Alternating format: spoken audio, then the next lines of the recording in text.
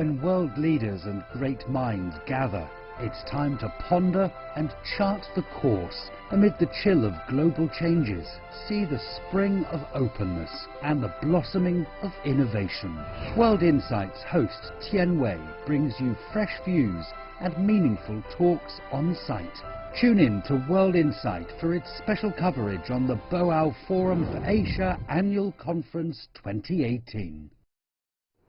Hello and welcome to a special edition of World Insight with Tian Wei, coming to you from Boao. In today's program, Pascal Lamy, the former Director General of the World Trade Organization, welcomes Chinese President Xi Jinping's commitment to new reforms and opening up industries in a keynote speech before the Boao Forum. President Xi pledged a big cut in tariffs on auto imports and the easing of foreign auto company ownership, besides opening China's finance industries to foreign investors. Two prominent international bankers weigh in on China's pledge to open wider and carry out more reforms. And the CEO of a struggling mobile maker talks about his tech company's turnaround and what trade barriers mean for high-tech businesses. Chinese President Xi Jinping at the opening ceremony of the Boao Forum this year have committed to reform and opening up of China for the future. Let's take a look at some of the details. Wider market access, a more friendly business environment, enhanced efforts in protecting intellectual property rights, and an expansion on import trade flows. Those were the four major new policies unveiled by the Chinese President at the Boao Forum for Asia.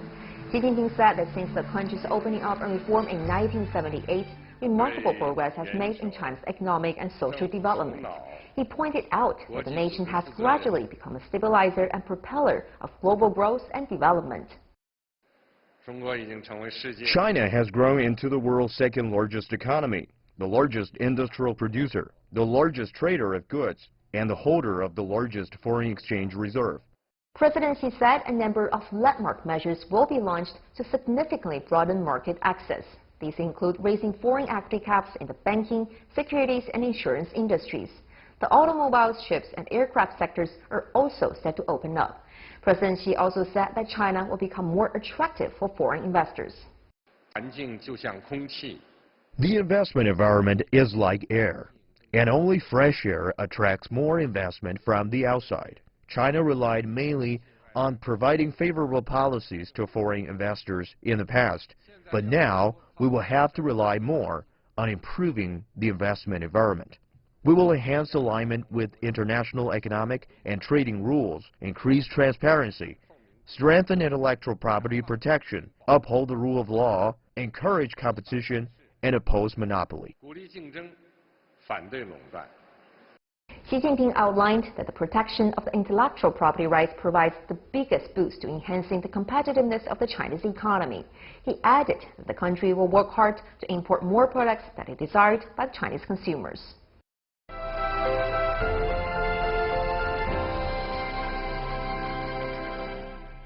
On the latest commitments from China for further opening up and reform, and the latest situation between China and the United States when it comes to trade issue, I interviewed earlier Pascal Lamy, former Director General of the World Trade Organization. Let's listen in.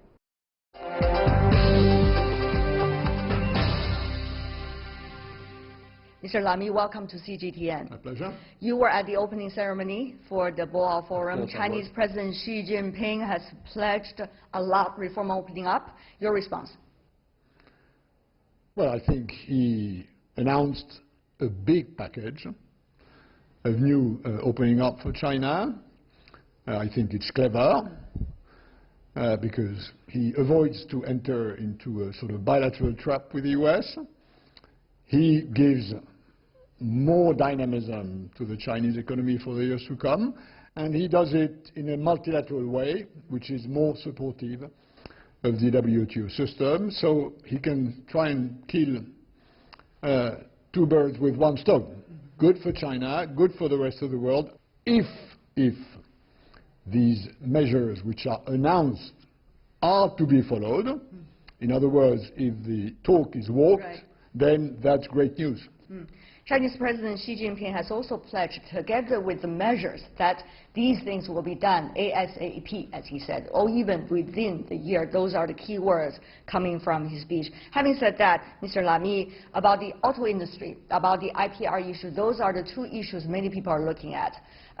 The auto industry, China has pledged to lower the tariffs to have cars being imported into China. But at the same time, China is also a big manufacturer of cars as well, of vehicles. So how do you see these two sides of the same issue? Well, if China wants to open its car market, it has to do two things. One is facilitate imports in reducing tariffs. Another one is facilitate production in China by other than Chinese companies. And there is still quite a lot to do. Because if you are a European company, for instance, trying to invest in China, you will have to abide to quite a large number of conditions, including choosing a local partner. The amount of equity which you can have is limited, so there are things to be done, both on the import side and also in investment facilitation. And I think this is how I understood what President Xi Jinping said, including when he said, as soon as possible, which may mean tomorrow, next year, 5 years from now. It all depends on what is possible. He has put his credibility in this speech when it comes to the implementation of these measures.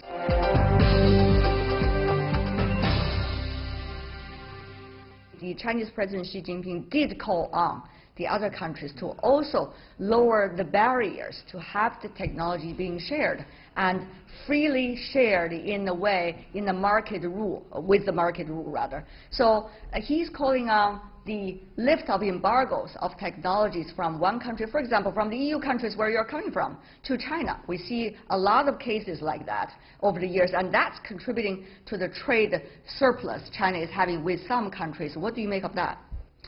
Well, first, the Chinese surplus is shrinking, medium and long term, which is a good thing, which, by the way, is what we all thought would happen. So I don't have any problem with the Chinese surplus being 1.5% of GNP. I would have had a problem if the Chinese surplus was 10% of GNP. And by the way, EU itself has quite a large trade surplus, so we shouldn't throw stones in a glass house. Now, you're correct. So you don't think the U.S. trade surplus issue is the right issue that U.S. should push right now? Absolutely not. I think the reasons why U.S. have a structural long-term trade deficit have to do with U.S. macroeconomics. The U.S. people spend a lot and save little. The Chinese people spend less and save a lot. This is why you have this surplus deficit. Now, back to your question about technology export.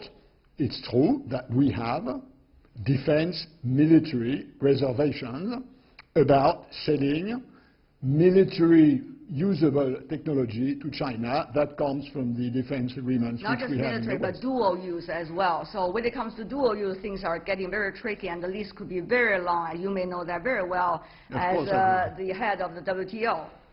Absolutely. Although we all recognize in WTO that there is a possibility to limit trade for reasons of security and defense. There is so you don't think the European countries should do anything? You only think China should do everything? I'm not saying the thing should be unbalanced, because I'm sure China has its own defense and security. The question is, Mr. Lamy, the question is whether we and China can interpret these dual use issues in a common way, and that's something which must be done in sitting around the table.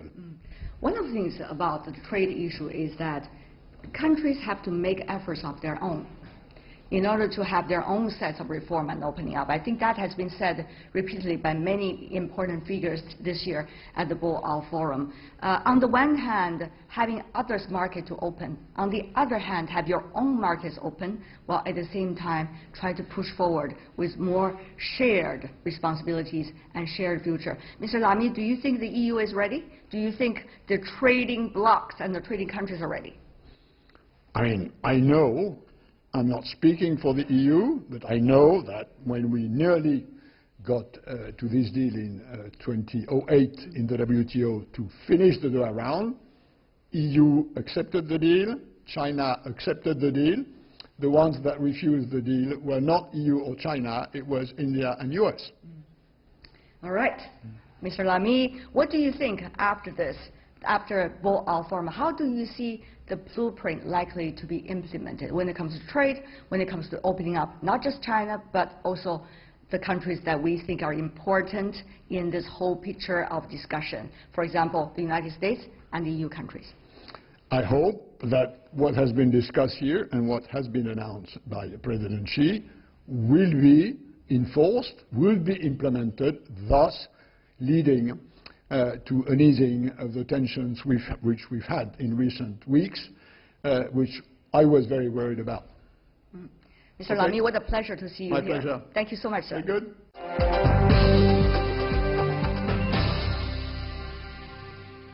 Coming up, two prominent international bankers, one from China's Export-Import Bank and the other from the Inter-American Development Bank, talk about the benefits of President Xi's pledge to open Chinese industries wider. And later in the program, the CEO of a struggling mobile maker talks about what trade barriers mean for high-tech businesses. The full interviews right after this break.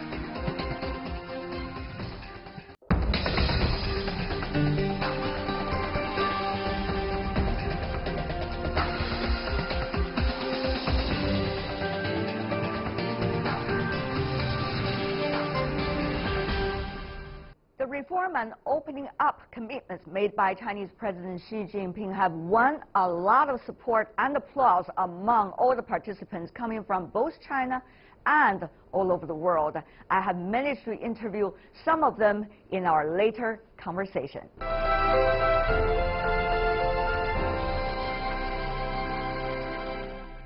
And I'm joined here in our studio in Boao by Mr. Li Ruogu, former chairman of China Exim Bank. What a pleasure to see you, sir, here. Thank you. And good to see you here in Boao as well, Dr. Santiago Levy, Vice President of Inter-American Development Bank. Thank you for inviting me. Let me ask you, Mr. Li, the very first question. Chinese President Xi Jinping at the opening ceremony pledged a lot of reform and opening up measures and tried to indicate to the rest of the world China will implement them as soon as possible. What kind of timeline are we looking at? I think President Xi Jinping already emphasized they will do it within the year. As soon as possible, That's is. right. Yeah. Do you think it is possible, though, as soon as possible within the year, given the complexity of these measures? But I think, so long the Chinese government and the leadership has the determination, I believe they can implement it. What about you, Dr. Levy? What are the messages you have picked up? I think it was a very reassuring message that China will continue on playing a very constructive role in the world stage in terms of pushing for globalization and pushing for further integration. Mr. Li, I have to go to your expertise for some of the specific messages. You talk about raise the foreign equity caps in banking, in insurance, in securities, and also you talk about opening up overall insurance industry and also give foreign financial institutions more space in China. These things we have talked about for a long time. What do you think are the most crucial point that needs to be touched on in order to get these things done? I think there's a very important area China needs to do more jobs, which is the legal system. If we have more transparent and follow the international convention and the practice, if we can have those kind of law system, legal system and practice, I think that implementation of these opening and reform policies will be much easier. So you're saying this is systematic work that China needs to focus on? Yes. Dr. Levy, of course there are a lot of calls from foreign investors over the decades about opening up of China's service sector, particularly in the financial sector. Will these measures, as you heard at the opening ceremony, be able to help us to get that string of opening going? Well, in principle, yes. A lot will depend on the legal infrastructure, but the direction of change is very welcome, and perhaps here the experience of Latin America is relevant to the extent that the region opened a capital account many years ago. You've got to be careful about the regulatory environment, but if you get the regulatory environment right, then there are large potential gains to both parties. But legal system, as you may know, Mr. Lee, is not being established within one day. So you're talking about a very much a long-term thing and a change of mentality as well. I think the foreign investors have one problem regarding the Chinese investment environment is the transparency of the legal system and the practice. So if that can be done, I think those foreign investors will be very happy and quick to come to the Chinese market. Coming to the Chinese market, China is not necessarily lack of foreign investment these days. After 40 years of reform and opening up, the question is how to improve the quality of services, whether it's coming from foreign companies or coming from Chinese domestic companies. Mr. Lee, you've been working with China Exim Bank for decades. I mean, you know this very well. You are experienced span to many of the important banks in China. How will that work eventually and serve, as they say, the people? I think the Chinese financial system need to be further reformed, as President Xi Jinping already emphasized on. And because the economy of China is already very much marketized and also diversified. But the Chinese financial system relatively still centralized. So therefore, this is a mismatch between economic reality and the financial sector. So therefore, I think the deepening the reform and the further reform in the financial sector, it is very important. If you have more diversified financial system, I think the small and medium-sized, even micro-sized enterprises will be certainly benefited. China has been talking about try to maintain the stability of its financial sector, try to get rid of the risk in the financial sector. So it is a tightrope walking, some would say. On the one hand, you need to make sure things are going well. On the other hand, you need to further open it up. But that is a constant job. Well, the difficulty is obvious. But it doesn't mean if there's difficulties, problems, barriers, obstacles, and then you stop working on it. I think for the last 40 years, China reformed a lot of areas and opening up widely. But China didn't or hasn't met or encountered any severe crisis. So don't be afraid of opening up and reform and to further marketization of the system. Right. And when we joined the WTO, many people feared that China may collapse because of the rules and the WTO. But actually, China developed even faster and opening even wider. So I don't think there's a big problem in front of us, so long as we determined to reform. Okay. Many in Latin America countries are developing countries and emerging economies. And some would argue, given the previous experiences Latin American economies had, there is also a delicate balance between stability and further opening up and reform of your financial system. There is a balance, but there's also an important lesson, which is that the more transparent a financial system is, the easier it is to regulate it. The problem with lack of transparency is that sometimes contingent liabilities are developed, and then when they finally are realized, there are large imbalances that are their source of tension. But if there's transparency in the financial system and everybody has the same information about assets, liabilities, about the composition of everybody's balance sheets, then it's easier to regulate because everybody has information and the market can also respond more rapidly to any deviations. The other thing the Chinese president touched on, Mr. Lee, is about the Belden Road Initiative. Remember, he said at the very beginning of his speech, talk about the significance of 40 years of reform opening up, but then follow up by saying, now we also have another platform, which is about Belden Road Initiative. Mr. Li, I understand you have been over decades working in the banking sector, working on these development projects, even though it's not called Belden Road at the time, but actually you've been working on those exact projects. Tell me, what are some of the challenges that Chinese may face these days when they're working on these projects, when China is seeing it as a key for future development and connectivity? What needs to be paid attention to, Mr. Li? I think to fulfill the task of this road and belt, the capital funding of the projects will be crucial.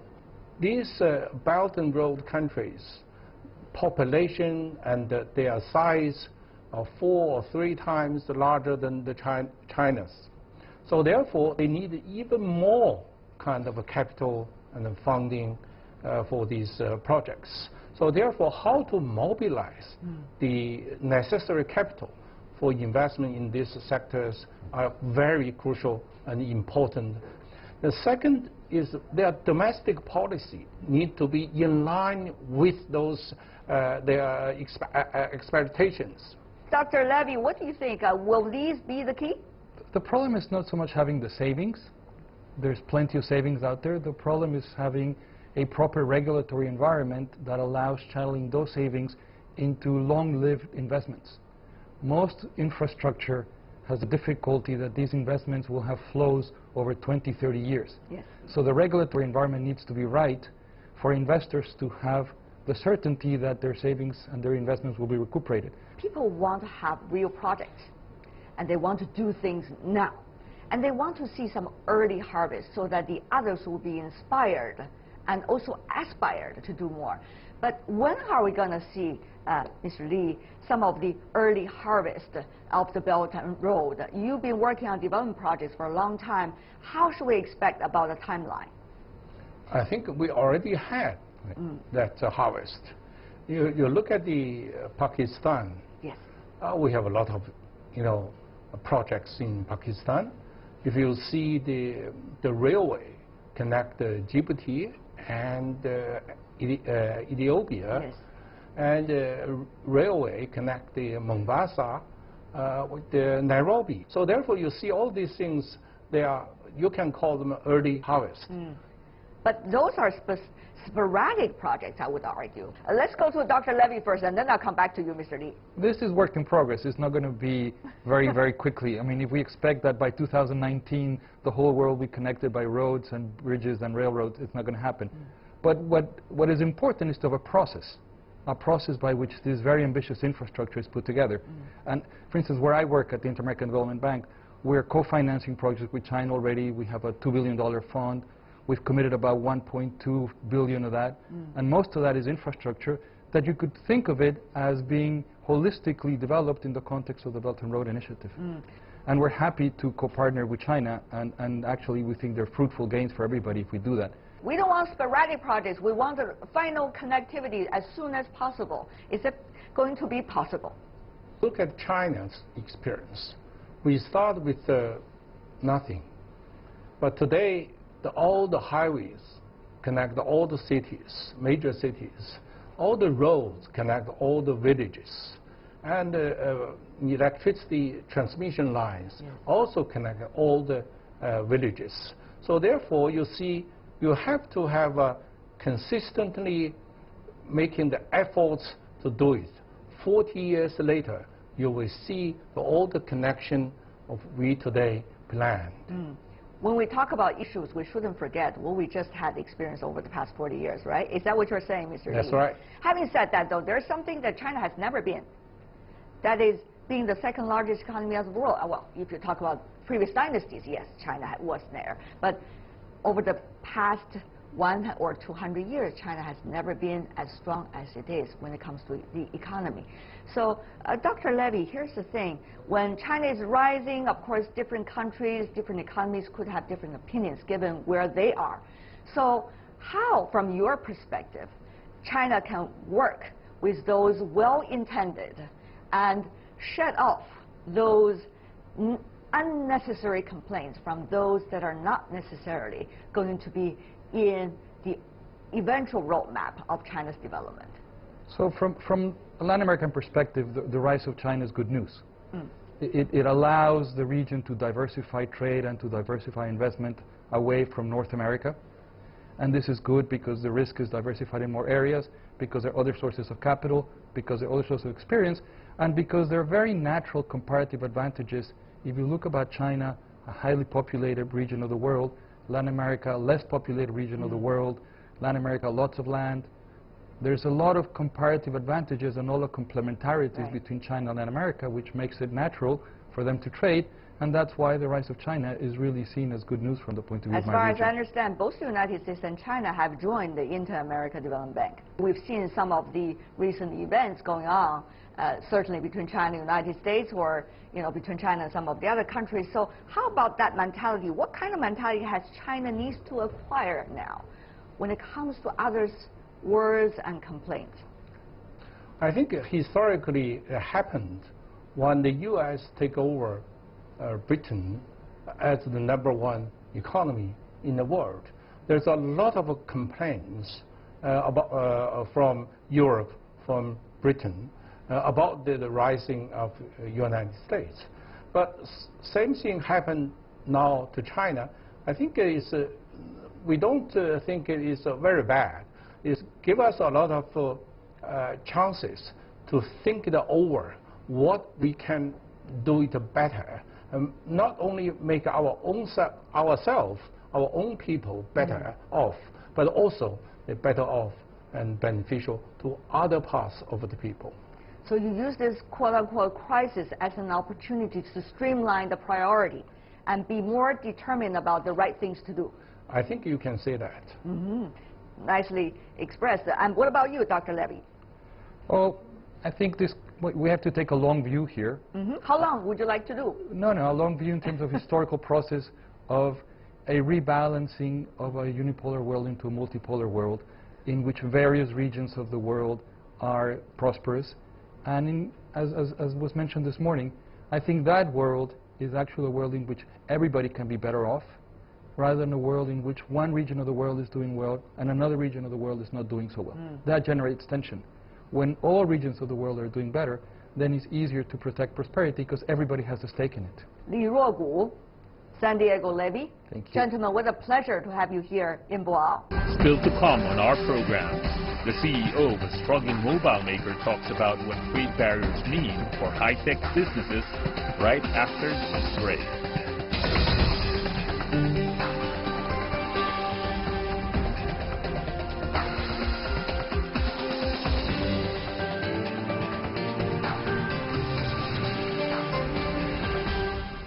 You're watching World Insight. I'm Tian Wei, coming to you from Boao. In fact, many of the topics covered at the opening ceremony also include the intellectual property rights and also the future of technology. And on that point, we have earlier a conversation with John Chen, who's the Executive Chairman and Chief Executive Officer of Blackberry. After decades working in the technology field, Mr. Chen has a lot to offer when it comes to the future of technology and the protection of intellectual property. Let's listen in. When world leaders and great minds gather, it's time to ponder and chart the course. Amid the chill of global changes, see the spring of openness and the blossoming of innovation.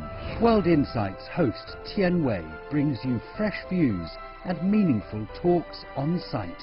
Tune in to World Insight for its special coverage on the Boao Forum for Asia Annual Conference 2018.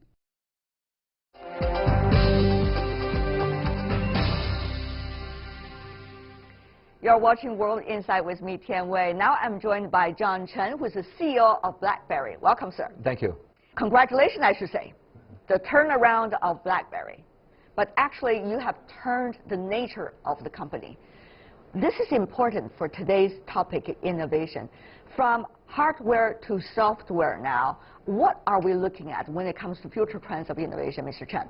A lot of people thought that we turned from a hardware to a software, which like you described. What we really have done was we took everything we know about making secure hardware to make cybersecurity software. And so the nature of the technology and the patent and the intellectual property behind are the same. The expression, so to speak, I call it expression, which is instead of making a phone, we're making, enterprise software.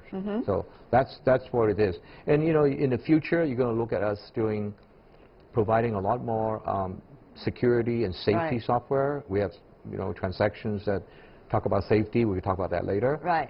And analytics and machine learning and robotics and in that area. These are all fascinating words. Let's explore them one by one. Okay. Mr. Chen, of course, the reason why we want to talk to you is this is a very interesting crystallization of the change that we see with high-tech companies these days, coming from only the hardware now to more to building a system. And you are exactly doing that. Do you think that will be where the trend is when it comes to business like yours? Well, it's come to business like everybody's. Yes, the whole point is about, we spend, the industry, when I said we, the industry spend all these resources and time in creating data, transporting data, and what you're seeing right now is we're using those data and creating a new knowledge. Right.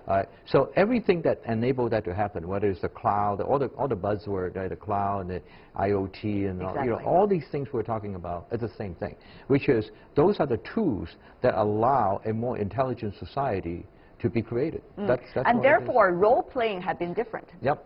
For example, now you're teaming up with the Chinese company, Baidu, and you're trying to make sure that in their driverless cars and autonomous driving, there's going to be secured software. So how does that work? Okay. And how has that role playing differently coming from before? Yeah, it's interesting. You mentioned it. So yes, we actually are very fortunate that we're able to partner with Baidu. They have a very ambitious program in autonomous platform called Apollo.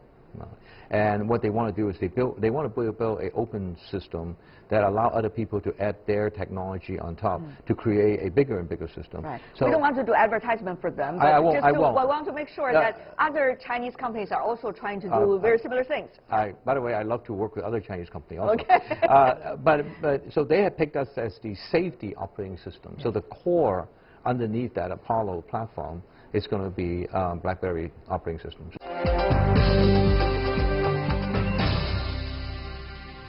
We talk about these kind of operations. It could be absolutely fascinating. But, Mr. Chen, it could also be absolutely vulnerable. If you look at earlier what is going on between China and the United States, IPR issue, trade issue, geopolitics issue, these could be the issue deciding on the fate of your cooperation with the Chinese companies. Yes, it does. But that's part of the global, doing business globally. It's not only Chinese, it's everywhere. Some different countries are a little bit more easier, some a little bit more difficult. But China has been labeled by the United States as so-called a strategic competitor, so that is absolutely different from just, let's just say, any other country. Yes, that is true. There are also other countries, by the way. We do business in Russia and we do business in Pakistan. So I wouldn't just say this is a China only, but it is true. China being such a big market and big opportunity, so naturally all the attention and focus here, which is absolutely correct. So what would that mean for business like yours in the United States? When you seek a partnership, when you think about a future that you need to build together, you have to think midterm and long term. Yes. So what would these factors mean for you, decision making? That's one of the reasons why the IPR issue is front and center to the dispute right now going on between the two countries. I think who own the IPRs, or I would say a fair ownership of the IPR, because this is very important, because the Chinese also generate IP. So this is not a United States or Canadian only phenomenon. So, but because the Canadian and the Americans are so far ahead in terms of the intellectual property, so today it seems like it's one-sided, but I think over time it changed. But this is one of the reasons why transparency of the collaboration is important. This is also where I think a good governance structure is needed. Who settled the dispute fairly? Where do you launch the complaints? All these need to be put together Yes, exactly. But the question is, what kind of mechanism, what kind of system we're talking about? Are we going to throw away the old system, so-called old system, like WTO and others, and just to do it bilaterally, no matter what, with tariffs? By the way, that was 1970s. So, or are we going to try to improve the imperfect system and make it work? That is the question. Right. It's interesting. First of all, tariff. I don't sign up for tariff either. I don't think that's like you said 1970s, but doesn't matter what time it is, it doesn't really work. I think time after time has been proven. Yeah. Now the WTO systems have a couple of interesting situations with that. I would like to improve the WTO system to encompass, because that's structurally the most sensible. Yeah. But in there are a couple of things that we need to improve. First of all, it doesn't favor smaller company. You know, in order to launch a dispute at the WTO, you got to be a very big company, have enormous resources that drives the government to represent you. Okay, you know, if you are a startup or a... But you have alliance, you have associations. Yes, you have alliances, but if you get into a meeting with the alliance, the associations or the chamber, they have many different masters to serve. Right. It is not like, you know, one member say we need to do this, and therefore everybody say yes. You know, so there's a lot of the process takes too long and too much money. I think that needs to be streamlined. So that, for example, that would be a very big one. The speed of the decisions is also a very, you know, it could definitely needs improvement. So yes, I would support changing, modernizing the WTO system to settle a lot of these disputes like TRIP and all that. But it needs to be faster and it needs to be more inclusive. Have we begun that process of making it better, to make it faster, inclusive, more efficient by doing this trade or apparent trade war? Oh, the apparent trade war won't help that. Not at all. Not at all. My opinion. I think this got to be resolved at the WTO level. And have we? No, I have not seen evidence that this is top of priority.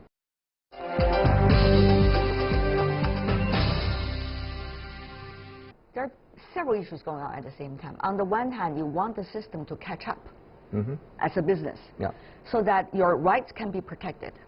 On the other hand, businesses try to shy away from regulations as well. For example, what you see now with Facebook, the evolving of Facebook over the past few years vis-a-vis regulations and questioning from the public and also the Congress. And so we see this week is going to be a big event. But the thing is, how do you see business role in this regard? The role being governed, being regulated, and the role also want to seek more freedom. How to keep that balance, Mr. Chen? Yeah, so I am not, everybody has different opinions. Of course. Okay, so I'm only give you my opinion. I am not one for big regulation, big governments. I think that stifles innovation for sure, in my opinion. But a certain level of references, a reference point is needed.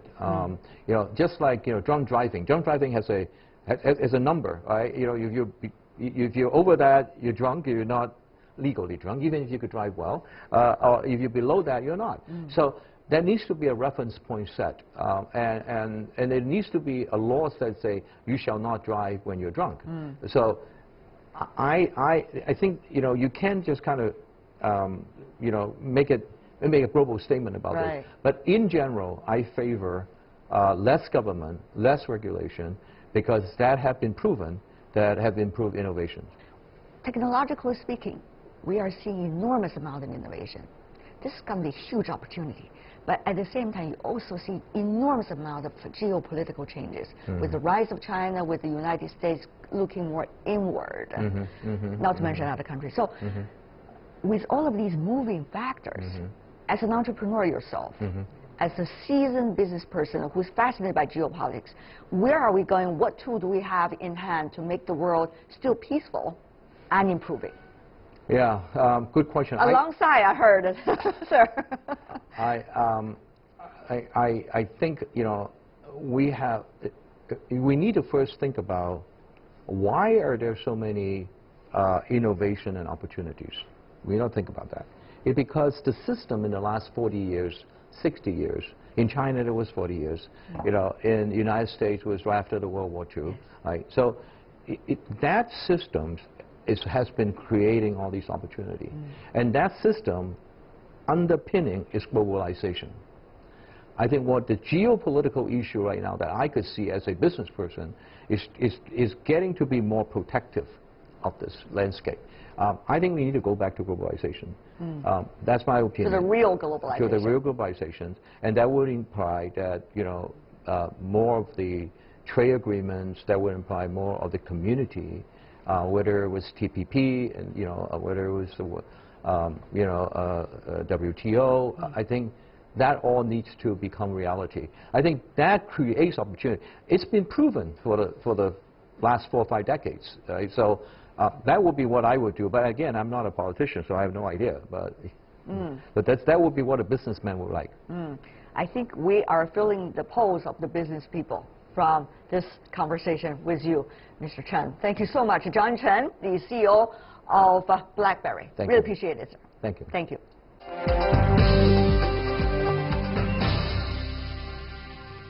That's John Chen from BlackBerry. With that, we are coming to the end of our special program coming to you from Boao on the occasion of the Boao Forum for Asia.